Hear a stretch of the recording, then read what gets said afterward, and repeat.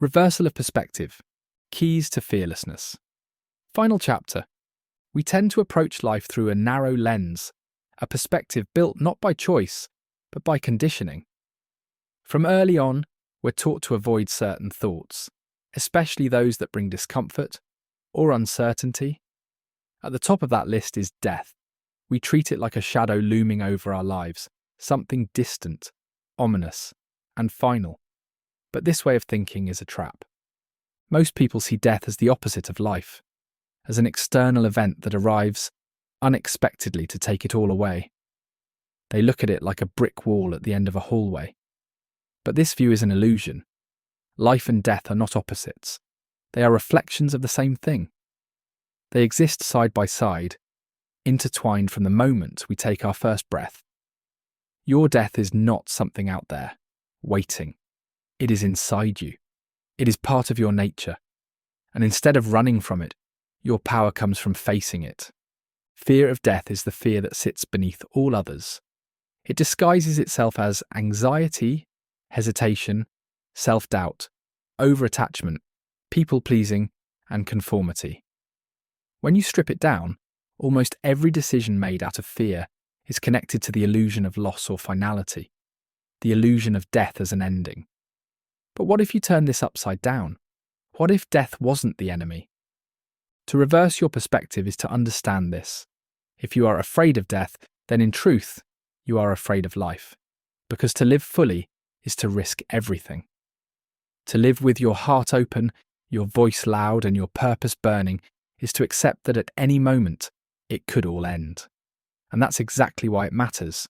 The temporary nature of life is what gives it meaning. You don't appreciate the sun if it never sets. You don't value breath until it's nearly taken away.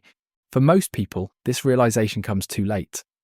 A diagnosis, an accident, a loss. Only then do they feel the urgency. Only then do they say, I should have done more. I should have spoken my truth. I should have loved harder, dreamed bigger, moved faster.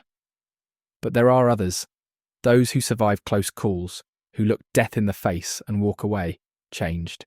They carry with them a fire, a clarity that cannot be bought, inherited, or faked. They know something most people never learn. When the fear of death leaves you, the whole world opens up. You stop caring about opinions that don't matter. You stop wasting time in hesitation. You move with a quiet intensity. You no longer live in response. You live in creation. You become unshakable. And this isn't just theory. It's power. The kind of power that turns words into action, thoughts into movement, and dreams into legacy. When you accept death, not as an ending but as a constant presence, you feel alive in ways you've never felt before. Every second matters. Every conversation carries weight. Every breath is a gift.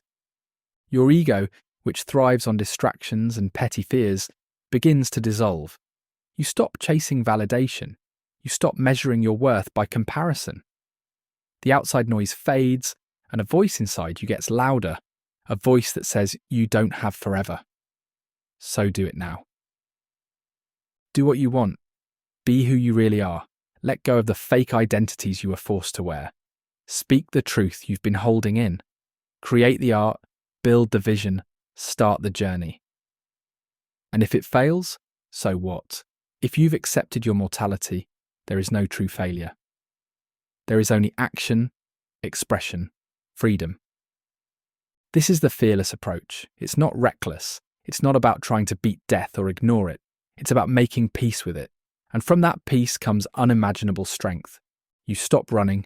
You stop hiding. You stop waiting. You live.